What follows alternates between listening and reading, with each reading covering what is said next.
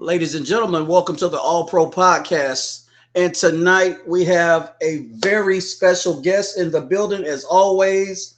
Ladies and gentlemen, a panhandle brother of mine. Brother, this is the brother, De'CODY FAGG. Yes, sir. Yes, sir. How you doing, man?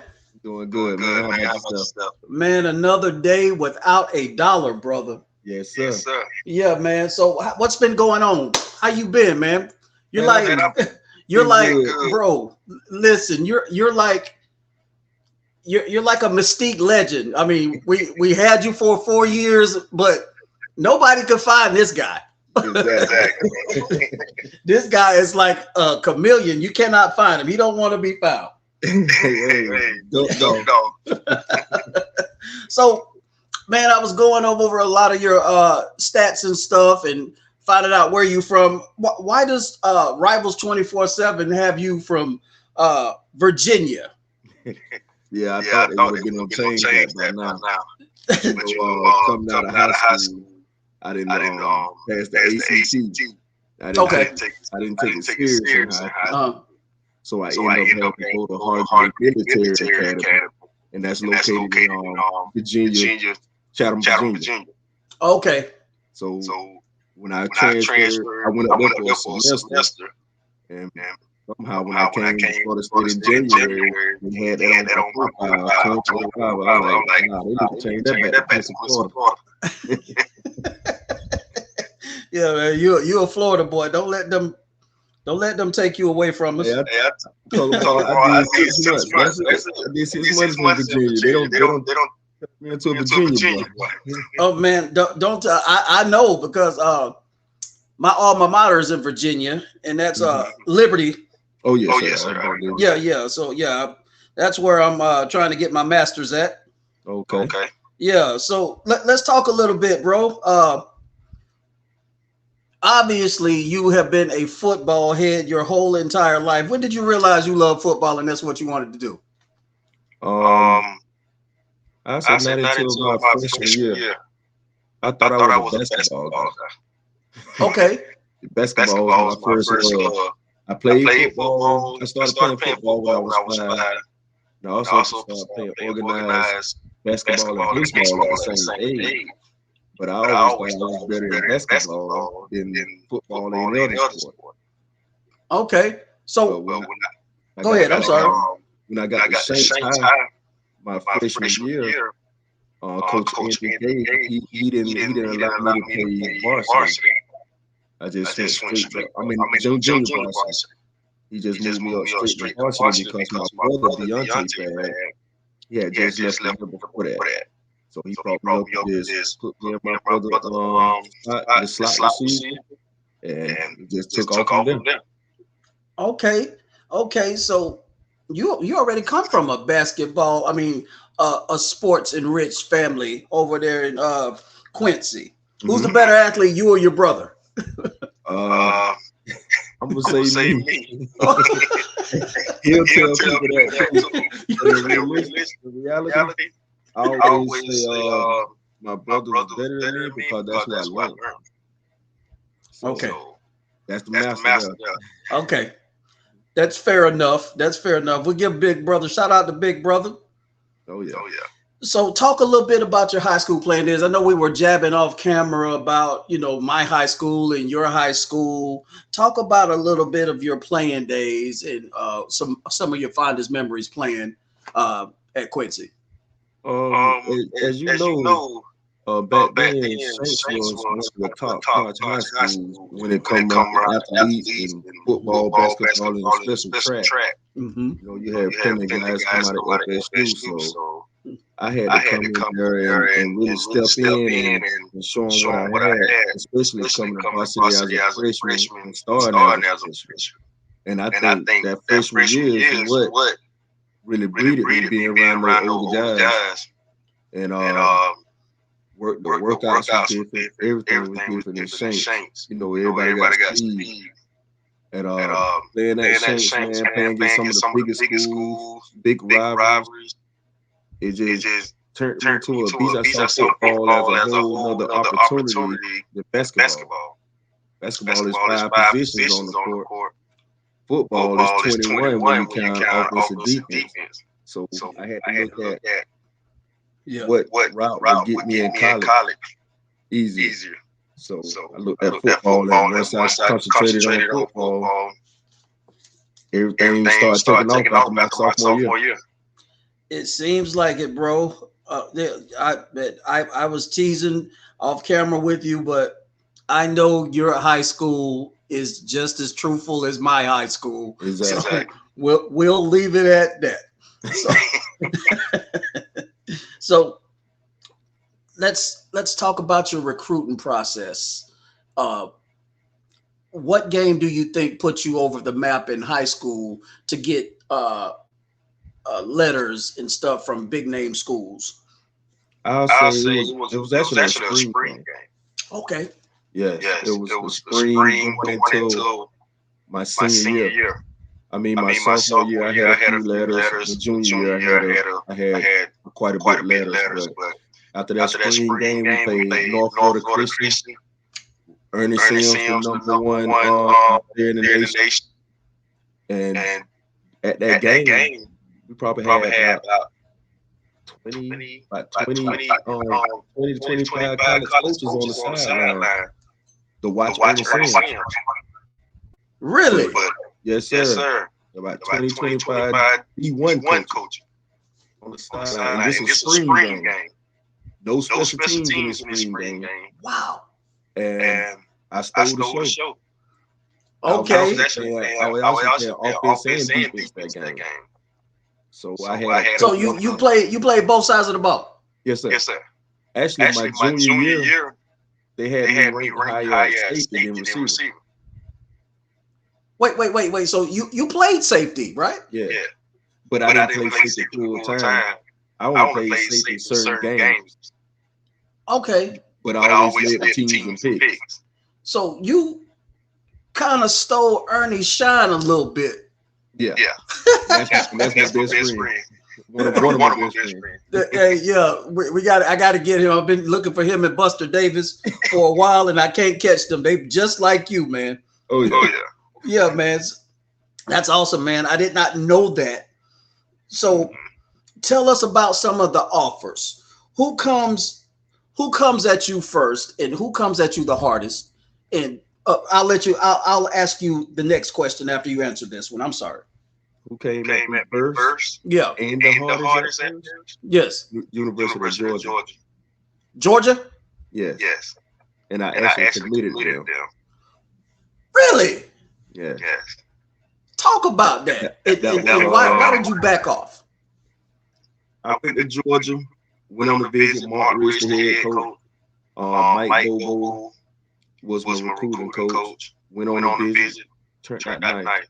Looked at the depth chart, and that's basically how I was looking to make my decisions on how quick I would get on the field. And everything was playing until they thought was in the league. And I had an awesome visit. And that was my first visit. And before I left, I committed to him. That's how that ended. Okay, so you back off your Georgia commit because of the depth chart. Who was on the depth chart, Decody? And you was like, "Oh man, forget this, bro. I'm gonna take my talent." That's not why I backed off. Okay, I actually was going to them when I saw the depth chart. Oh, okay. Yeah. But Okay. what made me back off the following week, I had a visit to the University of Florida. Coach Mike Bobo came to the school. Okay. Pulled me out of class and told me they had only 2 scholarship slots left. What I did was a verbal commit. Okay. Yeah, verbal committed to him. So he came to me and told me I gotta go make a hard commitment. They could put it out there, the paperwork and everything, right? But me on the high school, I want to take the rest of my visit. They didn't want me to take the rest of my visit. Yeah, so trying to shortstop. Yeah, they said they had 1 scholarship left for offensive player and 1 for a defensive player. And they was holding the offensive for me. So, did you buy that? Did you buy that at first? I mean, me young, bought it, but in my head, I want to take the rest of my visits. Oh, okay. Yeah, people let me take the rest of my visits. I forgot what it is. Still ended up at Georgia. But they kept telling me I can't take the rest of my visits. They wanted to just go ahead and lock me in. And I basically told coach, well, y'all gonna have to do what y'all gotta do because I'm gonna take the rest of my visits. That's right. And that's how I backed out. Okay, so you felt like they were trying to push you in a corner of the unknown. So you take the rest of your visits, Decody, and out of the rest of the visits, who persuaded you more than the other? Matter of fact, give me your top 5 visits. Give me the 5 visits that you took, because I know you took 5. No, I only went on 4. You went on 4? I didn't take my visits because I was playing basketball. Oh, okay. And I didn't want to miss. It was a certain game, a rivalry game against Rickles High School. I wanted to play. Woo! God. So that kind of one of my business. So I went to University of Georgia. Okay. I went to Alabama A&M. Okay. University of Florida. Okay. Florida State. Okay. Mm-hmm. So out of all of them, you kind of messed around with Georgia, flirted with Georgia a little bit, and Alabama A&M. That's an interesting one. Explain that one. You took a visit there. I took a visit there because Mario Allen was my offensive coordinator in high school. Okay. And he just got the quarterback coaching job at Alabama A&M. Okay. He wanted me to come down and check it out and just vibe with him at HBCU. So that was just a little getaway party visit. Yeah, I mean, I felt like, the way you say it, it felt like you felt like, hey, look, I'm gonna do this as a service for him because he was my OC. Yeah. Okay, that makes sense, man. I'm sure that he appreciated that nonetheless. So your third visit. University of Florida. Ugh. My dad was diehard Florida State fan. That's all we knew growing up. Yeah, we panhandle, baby. So what else? Yeah, so several games when I was young. Met several players when I was young. It was in me, but I went to Florida. Good visit. Nice visit. That's what my coach name was. It'll come to me for a while because he got on me and told me to come out from that. Is it Zook? Was it Zook there? Yeah, okay. Zook was there. Oh, gosh. I'm glad it was loaded at Steve. Yeah, they were. I remember going to a couple of games when Zook was the coach. Mm-hmm. So Florida State comes knocking. I think you had this made up in your heart already. I feel like you've already made it. I committed to University of Florida too. Wait a minute. Oh, what? Talk to me about this now, because I can't. This is something I can't fathom. You done committed. You've been a Florida State guy your whole life, Decody, and you just gonna be like, okay. You like to visit at Florida. Ugh. My foster brother, he played at Florida too. He's wrestling now. I don't understand the attraction there, but be that as it may, I need to hear from you why you are a former Florida commit. I mean, Florida drew my attention. I mean, okay. It was good. I had Gavin Dickey as my host. Okay. He was right up in Lincoln. I knew him from high school. Okay. I mean, they had me sold. They had me sold, and then I saw that drop. And also, Andre Caldwell was on the visit with me too. And him and I was like the top receivers coming out of Florida around that time. Okay. And I automatically knew he was going to Florida because that's where Riche was his brother. Yeah, Riche, yeah. And I committed to him. I don't think in my mind I ever had about going, I think once I just got in that office, everyone's looking at me and talking to me, and you know how them coaches get up to talk to you. I do. Sounds good, everything sounds good, everything laid out on the silver plate. And I just went on committed. I cannot believe that, bro. Wait till the viewers hear this, because the viewers, I've been talking about you all week long, and the viewers are excited because they say the same thing I say. Where he been? Where he been? Exactly. So it's safe to say I can't ask you this question because you obviously said FSU wasn't your only school, but what you get the offer from the Gators, and FSU is there now. Mm-hmm. What turned the tide to them all the way? I know you were a lifelong fan, but what turned the tide completely? They were the ones that stayed on me the most. Okay. Mind you, Florida stayed on me the most also, all the way up until Saturday. Okay. I never decommitted from Florida.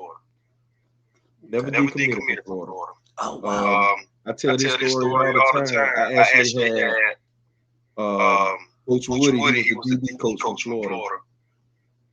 He came to us, pulled me out of school. Me and him walking around campus talking. Then I get a call on the intercom to go to the gym, to Coach Gay's office. I walk off on Coach Woody, go in the gym, go to Coach Gay's office. You have Jeff, Coach Lily, and Bobby Bowden down there in his office. So I got two college coaches on the campus at the same time.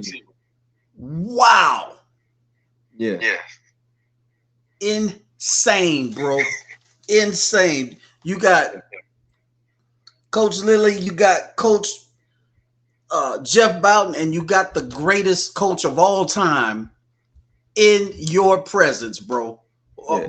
Were you starstruck? I definitely was. But by that time, I went to plenty games on unofficial visits. You know, I spoke with Bobby a couple of times on unofficial visits, but actually have a see them coming to see me. And like I said, caught me by surprise. I walk in and I see them, and I'm like, Coach Williams upstairs. Oh man, what I'm supposed to do? Yeah. And Coach Gay knew Coach Williams was there. Bro, like I said, I think the last visit when Coach Bowden came to the house, he actually came to the house twice. Oh, okay. But I think the last visit when he came to my house, that's kind of like what sold. And then when we went on our visit to FSU, that was the last visit. And mind you, it was myself, Kamadi, and Ernest Sims on that visit. Whoa. So that all three of y'all were on the visit together? Yes, and all three of us were friends all through school. Wow. And I would have been starstruck seeing y'all. Yeah. Wow, bro. At the end of that visit, we all just came together and asked each other what we were going to do. And amongst those things, we said, we're going to go to state, but we didn't tell nobody. We was going to wait till signing day to make our decision. Smart move, bro. That's a brotherhood right there, man. Yeah. That's a brotherhood. So you make sure you talk to Ernie and say, you better come over here and do this show. Oh, yeah, I get it. So, y'all, you made the decision. You, Antonio, and Ernie make the decision to come to Florida State. So you get in there and you play right away. Mm-hmm. You play right away in 04. What's it like being a true freshman, getting thrown out there to the wolves, per se, already? At first, it was a lot of butterflies. I mean, you straight out of high school and playing in front of 85,000. That was big. And then the first game of the season is versus Miami. Labor Day weekend. I mean, I didn't play that game, but the atmosphere in that game was like unbelievable. Bro, I watched that game. Yeah, that was just unbelievable. And it took a lot to get used to getting to it at first. I mean, I was on kickoff return. And then I eventually some receivers got hurt and got threw out there in the mid. But once you get in there, and I learned a lot from Coach Clark. He helped me out a whole lot when I first got there. And once I got in the groove and got the hang of it, because every level you go up, the game get faster and faster. Yeah, and you're not the only one out there running 4-4. Like you say, you got linebackers and everybody else running the same speed you run. So it takes a lot of adjustment to get into. And okay. Once you're in that field, you got to stay in that field. Once you're in that field and know exactly what to do, the game comes easy. That's right. That's right. I'm speaking as a former football player myself. So I want to ask you this because this is where I got a little confused, and I'm a Florida State historian. So Jimbo comes around, right, while you were still there, right? Yes, sir. Okay, Jimbo gets there, and all of a sudden, you are in the middle of a transition. It's kind of like the changing of the guard because Jimbo becomes the coach in waiting, correct? Mm-hmm. Well, so when I was there, he was just the offensive coordinator. His first year. Yeah. Mm-hmm. So what was that like for you personally? Did you kind of feel that kind of change was coming on, or? To me personally, I love it. You did? Yes. If you go back and look at my photos from my freshman year, sophomore year, and junior year, I was more like a Bucky type receiver, muscular type receiver. I mean, Jimbo got there and changed the whole atmosphere. And if you notice, my first 3 years, I only played one position, and that was the X position, backside. Yeah. Never moved around, never played slot, up on the jump out, anything. When Jimbo got there, he pretty much used me how I was used in high school. I was all over the field.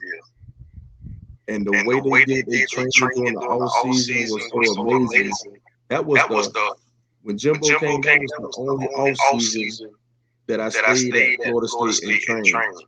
Every off season before then, I always used to go to Boca Raton down there with Ricky Smith, Leroy Smith. Yeah. Employee 32. Yes. His uncle. I used to go down there with him every summer and train. And then come back to Florida State probably like the last couple of weeks of the summer and join the team. But that year Jimbo came, and I knew I wasn't able to go because we were going to have a whole new offense coming in, a whole new system. And I also was captain that year. So I knew I had to keep up with my teammates and everything. And that helped me a whole lot because I slimmed down. I got down to 212 pounds. But it was pretty much all muscle. It was probably about 5-6% body fat. Okay. So, and the way Jimbo used me on that field, if you look at the stats, you'll see my senior year for my stats is exceed all three of my first 3 years together. So listen, when I seen you play, like I said, I came to watch you play a few times when you were at Florida State. Like I said, I came to the Alabama game when you guys played in Jacksonville. More on that later. But it's interesting that you say that about your progression, because when Jimbo got there, I mean, before Jimbo got there, you had success, but when he got there, your numbers start going up, climbing dramatically. So you're basically what you're saying, and let's just get it out there.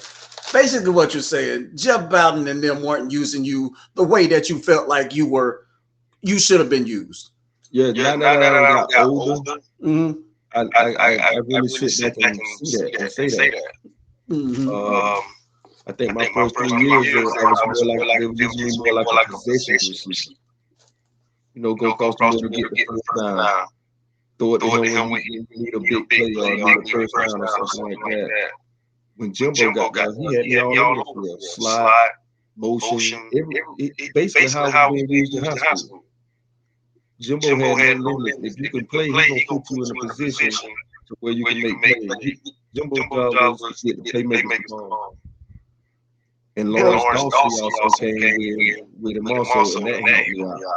Before that, we had Jeff Powell as the wide receiver coach, but Ron Dugas was the graduate assistant.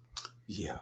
I learned a whole lot from Ron Dugas in 2 years. He was there with us as a graduate assistant, and when Lawrence Dawsey came, he just installed that dog mentality in him. Yeah, Lawrence Dawsey was a dog when he played with. Exactly. Yeah, I mean, and I keep telling people this.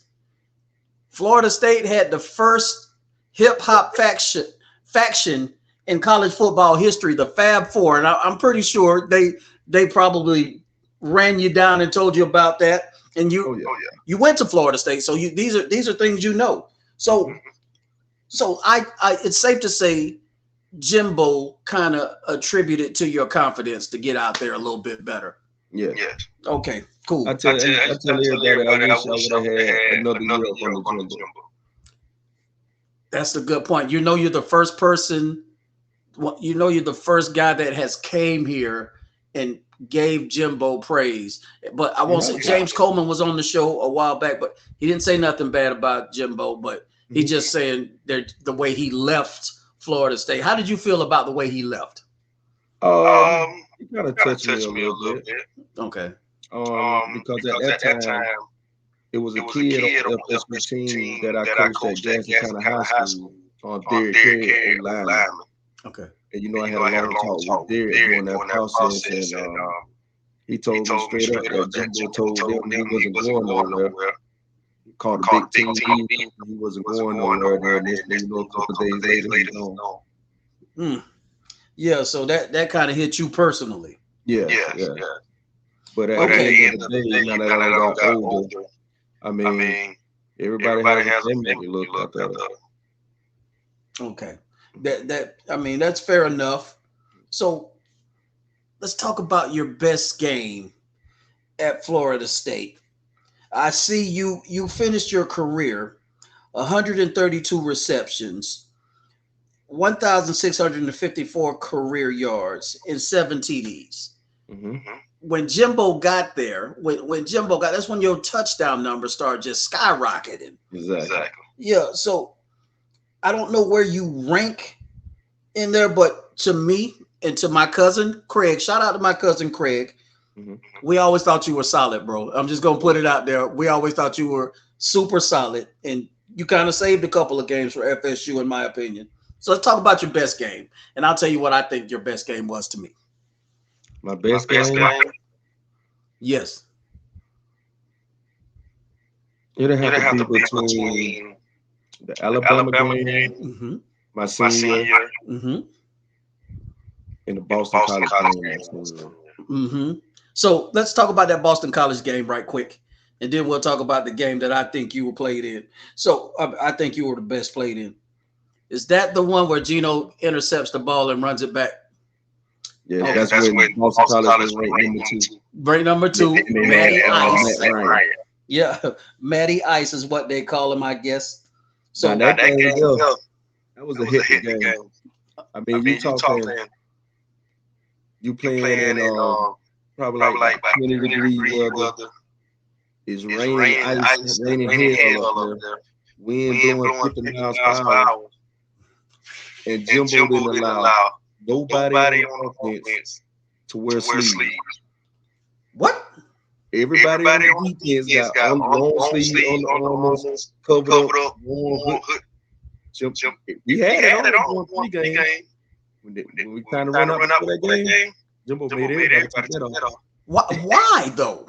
I have no idea. He made everybody strip. Nothing on your arm. That's crazy.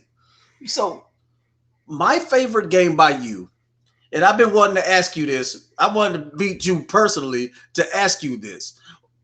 Was the Alabama game? Because I went to the game, and Xavier Lee was the quarterback, correct? Yes. So when you stiffed, who was the DB that you stiffed armed? I can't even remember that name.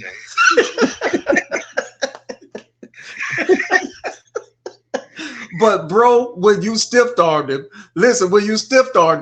and he went straight to the ground because we was looking at it. Was I seeing this correctly? Did you look at the jumbo trying to see how far he was from behind you? I was looking at it the whole time I was. I knew it. My eyes was glued in on the whole time I was running. I knew it. I told him, I said, he's looking at the jumbotron. That's crazy. Jumbo came up to me before that game. And he said, "You're going to have a breakout game." Did he? Okay. He told me that. Mm-hmm. Wow.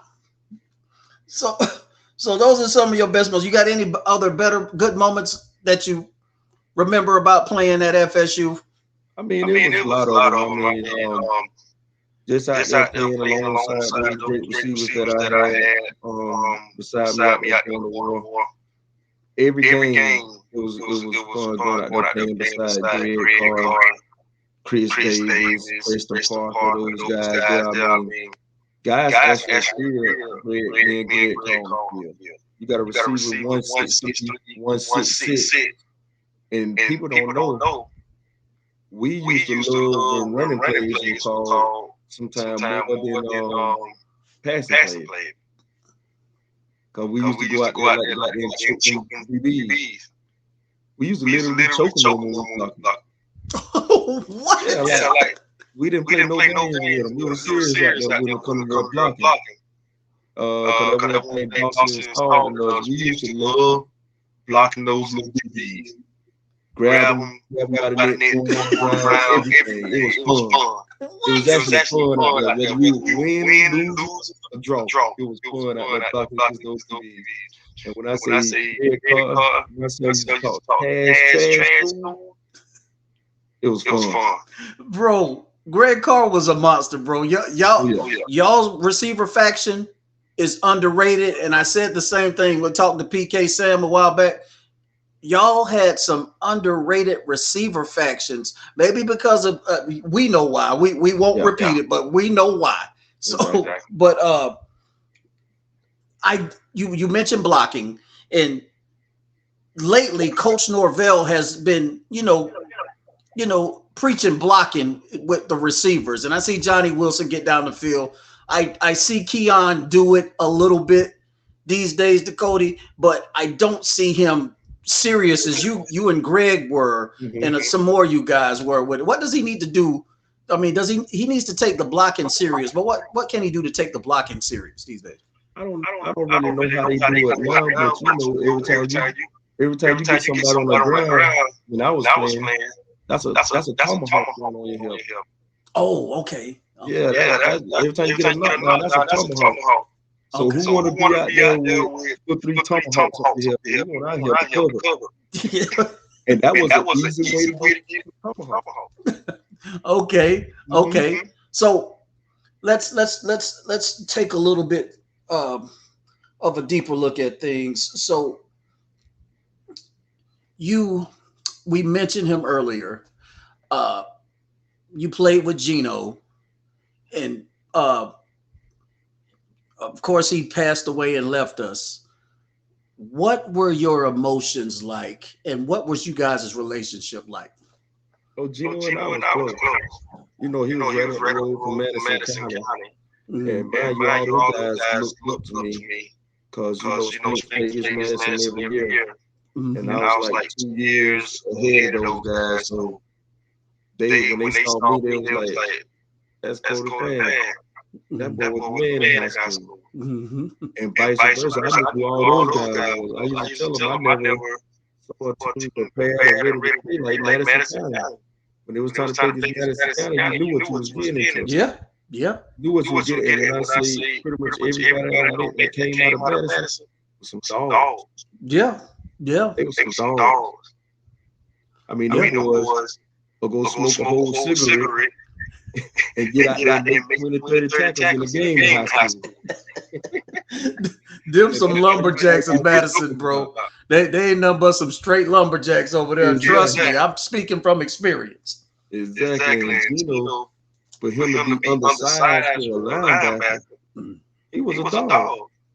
He was. He really was. When I got a chance to talk to him when MySpace was popular, I didn't expect for him to hit back, but I inboxed him one day on MySpace and I go, "You're a good player, bro." And I was like, "Why does Coach Bowden always just call you number 10?" I was like, "Does he not know your name?" You know what I'm talking about. So I said, he goes, yeah, he said something to the effect of, I don't know why he do that, but yeah, he do know my name. So and that's the crazy thing about it. He knew everybody's name, but he gonna call you by your jersey number. He'll come to the side. Let's try one up 89. Everybody know 89 was Greg Carr. Let's get 81 a shot. Yeah, that was just cool. That's awesome, bro. So while we're on the subject of Coach Bowden as well, we lost him. Tell me his impact on your life and what were your emotions when he left us as well? Coach B, he treated us like his kid. He didn't let no one bother his players. Whether you was wrong or right. If you was wrong, he'll deal with that behind cameras. He's not gonna bash anybody in front of the cameras. Whether you're wrong, he'll wait and deal with that out the camera. He was a real life protector in us. Everything he made sure. First of all, he made sure he did what we're supposed to do. And if he had the discipline, he was going to discipline us. But Coach B was so laid back for his coaching style to where it comes to practice, he really didn't coach. What people don't know, Coach Bowden coaches coaches. And he expects his coaches to install what he teach them to us. He stepped in when he needed to. 9 times 10, Bowden just going to be up in the tower during practice. When he gets tired of sitting up in that tower, he's going to come get on his golf cart and ride around. If he see you doing something wrong, he's not going to get out that golf cart. He's going to go over there, he's going to pull up beside you in that golf cart and get on you right there. But wow. Coach B was good. Yeah, I'll give you a quick Coach Bowden story as well. Like I said, I grew up in foster care right there in Live Oak, Swanee. The place called, you probably seen these signs all on the interstate, the Florida Sheriff's Boys Ranch. You've probably seen those signs a lot. So that's where I grew up. I would write him all the time. The first time I wrote him, he wrote me right back. And I told, things like, hey, I want to come play for you when I get older and stuff like that. And he would write back and was like, hey, just keep your dreams alive, son. Everything was son at the end of his letters. And he never say, hey, I was going to sign you. But he was like, he would always write me back. And I'm to the point, I was like, I hope I'm not pestering him. And my foster mom, which is a white lady, she goes, I don't think you're pestering him. I think he's used to that stuff, So that's the thing I meant. He took the time to write somebody that he didn't even know. So, and I will always be grateful to Coach Bowden for that. Oh, yeah. Yeah, man. So moving on, bro. So now you play your last down in Tallahassee. What now? What now is to prepare for the NFL Combine. Okay. So how does that go? It went. Let me see how that went. I got kind of like a late start. Okay. With training for the Combine.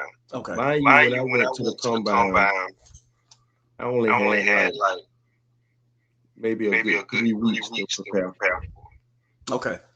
My grandmother passed away. I'll probably say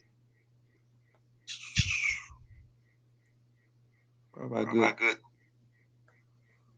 want to say about 4 days after my last name. Oh, Yeah. 4 days, about 4 days after my last game, she actually had cancer.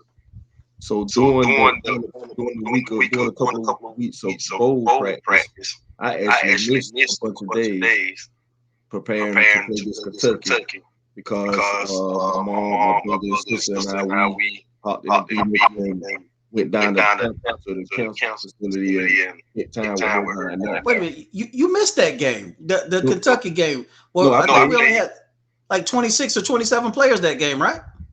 No, we were short that game. Yeah. We were short that game. I played that game. Like I said, I missed a lot of time in practice. Okay. Like I said, we went down there with her. And she passed away a couple of days after my last game. My last game for countdown, you had to plan her funeral and have her funeral. And I left a day after her funeral to go down to Tokyo and train. So I had that on my mind, thinking about my mom and everything, brothers and sisters, and trying to prepare for the comeback at the same time, all that going on. Bro, you were cloudy. You were cloudy. Gosh. Yeah. So you get the late start on the combine and training for the combine. And I mean, before you left Florida State, let's go back to that. Were there any draft offers before you left? Because you stayed all 4 years. Yeah. So did you hear rumbles in the draft about how high you could go before you left, or what? I was looking at early second round. Okay. So early second round was what you heard. And I would hear some of the commentators, like he's one of the voices of Florida State. I agree with what he said about you. He goes, I think DeCody would make a better pro receiver than he did a better college receiver. Not to say you weren't great, because you were, bro, but I think you could have thrived in some, like, and I thought you could have been an Anquan Bolden type as far as your physicality was concerned. So you've already answered why this, didn't come to pass, but I think we were robbed of some of your greatness, man. And that's just me being a big brother and a fan of yours. So do you feel like you were robbed, so to speak? I do in a way. Okay. I really do in a way. I think for as me, it's crazy that you say the Anquan Bolden, because that's who a lot of people had me similar to Anquan Bolden and Terrell Owens. Actually, in college, they used to call me CEO. Okay, and I agree with everything they said. Yeah, they used to call me CEO. I was wearing the 81. T.O. was wearing 81. And my play style was similar to T.O. and Anquan. So that's what they had me pretty much like. And like I used to tell everybody, I think if I would have got to that NFL on a team and stuck with a team with an NFL prototype quarterback, I think they would have saw something very special in my stuff. I agree. Everybody knows how the quarterback situation went out at Florida State, switching from Weatherford to Xavier Lee, back to Xavier Lee. I mean, that was a beyond our control, so we just had to deal. Man, I tell you what, and I told this, I mean, you and Maven Saunders are the biggest what could have been to me in Florida State history. And I've told people this all the time. I tell people this all the time. DeCody could have been, I didn't mention T.O., but I did mention Anquan. So yeah, bro, I think we were robbed of your greatness. So any regrets on how your career played out? No, I don't think I have any regrets. I think if I can do it all over, I pretty much do it the same. Okay. I think so. If I'm looking back at it, because I can only control what I can control. And I knew I gave it all on my field, practice games. Even when I became a senior and became a leader, what I installed in the younger guys, Bert Reed, Taiwan, Eastley, and all those guys there. Bert is related to me. So yeah. Okay. Yeah. So you in the PC area. Yeah. He in Panama City. That's where I was born. But yeah. So foster care took me up to Live Oak, Swanee, and other places. But yeah. So he's related to me. Bert's related to me. That's my man. Okay, I'm gonna tell him I talked to you. Yeah. I got his number if you want it. Actually, my mom lived in Panama City now. Your mom lived in Panama? But she lived in Callaway. Oh, Callaway? Yes. Okay, yeah. But before the hurricane hit, that's where I lived. Yeah. So I'm over in Pensacola right now. Okay. So when the hurricane hit, that's where I was living near the base. Air Force Base. Okay. Yeah. So let's ask you this, and we'll ask you a couple more, and we'll let you get out of here, man. I'm so excited to talk to you. I can't wait to air this. Your thoughts on the NIL? I wish it was around when I was in college. I wish it was around when I was in college. Where do you guys get paid now? Yeah. Thinking how some days and some summers we were struggling in college. When it comes down to eating, people think back then, just because you at FSU, Miami, or any kind of good college, we living a good life. We was living a good life, but it's nowhere compared to how it is now. Back then, the only thing we did was that stipend, 3 meals a day. Yeah, bro. I've heard that. You know, I had what's his name? Rondy Weston. Mm-hmm.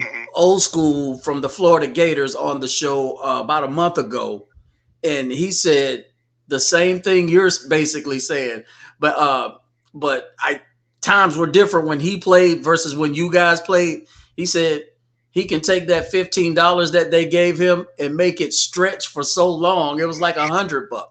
But I mean, the NIL can do more magic for you guys these days than anything. These guys get money. and it pretty much making a lot of us stay in college all 4 years.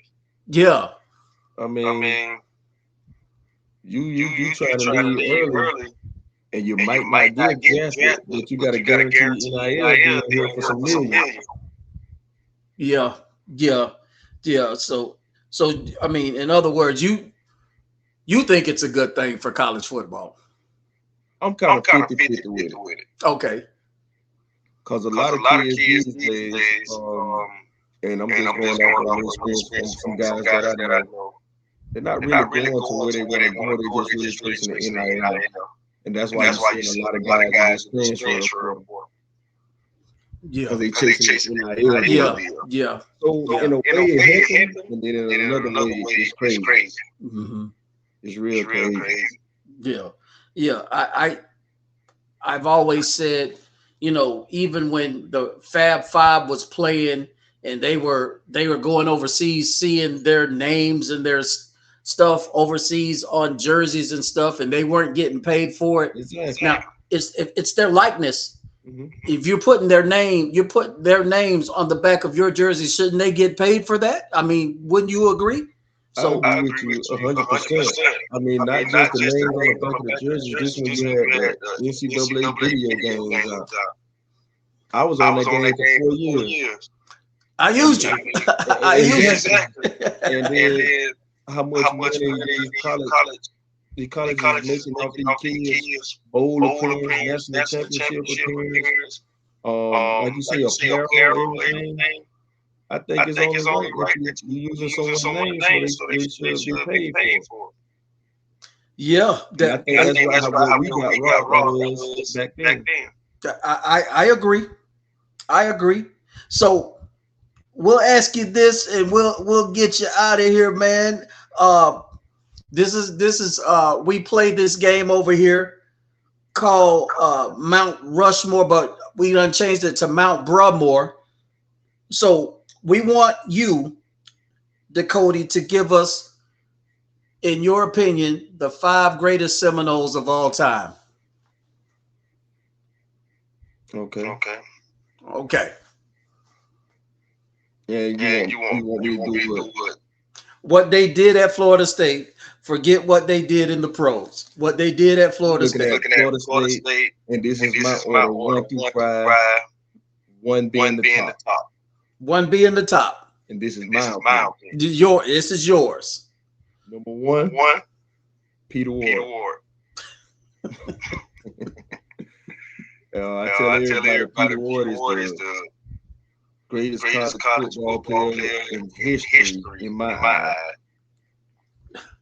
Number 2, I'm gonna go with Deion. Okay.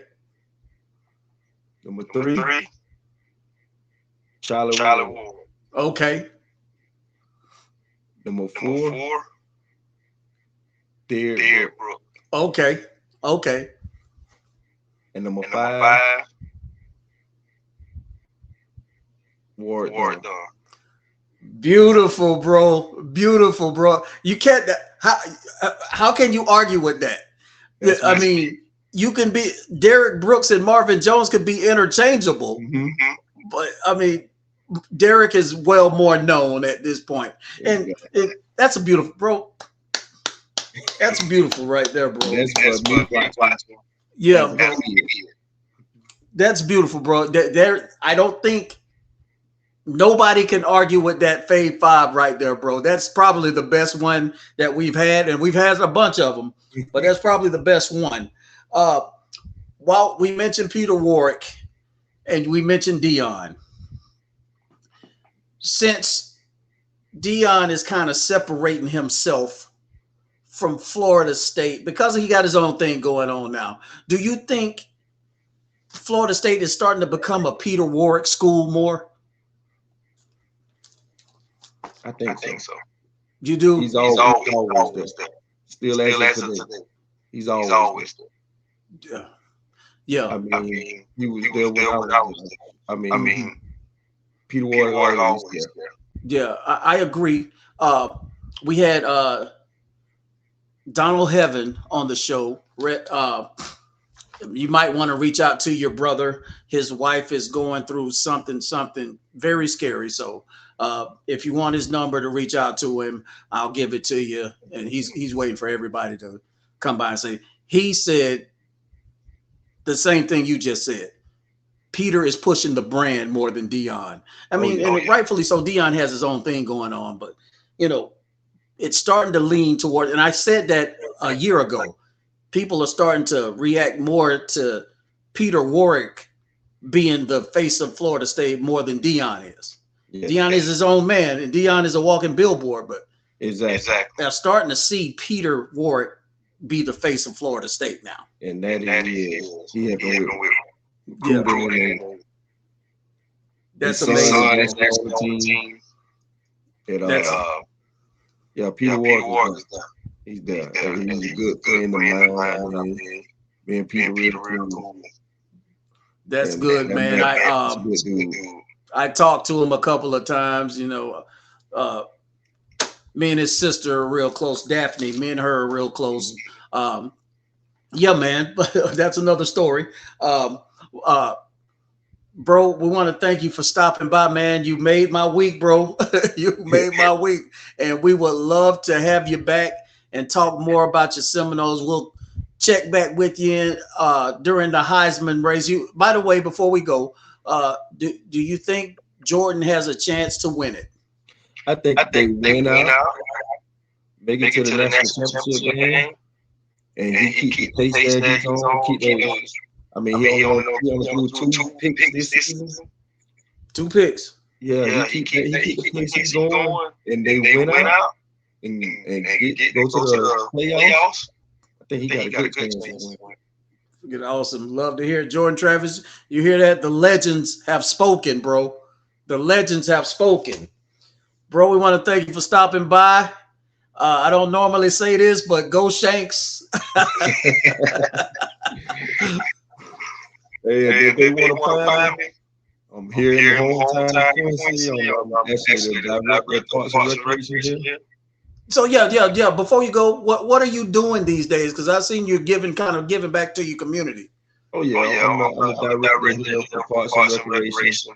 July will be 10 years that I don't been there. Okay. And, you know, I'm just dealing with the youth, the senior citizens, the adult. Have traveling football teams that dealing with them.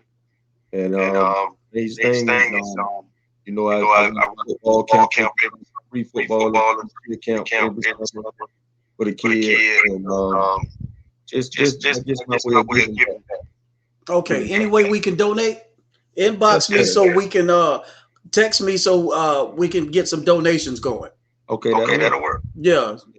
Well, all right, brother. We love you and everything you have done for the game of football. Please come back and hang out with me, little bro. Yes, sir. No problem. Anytime. All right, bro. Appreciate it, bro. No doubt, bro. Yes, sir. That was my new little brother, the great De'CODY Fagg from Florida State. Honored to have him on. Very pleasant, very well spoken. We need more like him. You see what he's doing in this community these days. We need more like that. So come by and drop your donations and all that good stuff.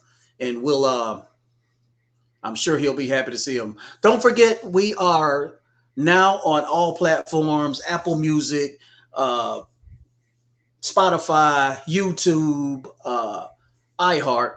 So y'all come check us out. We're trying to go international. So thank you for stopping by. This has been All Pro.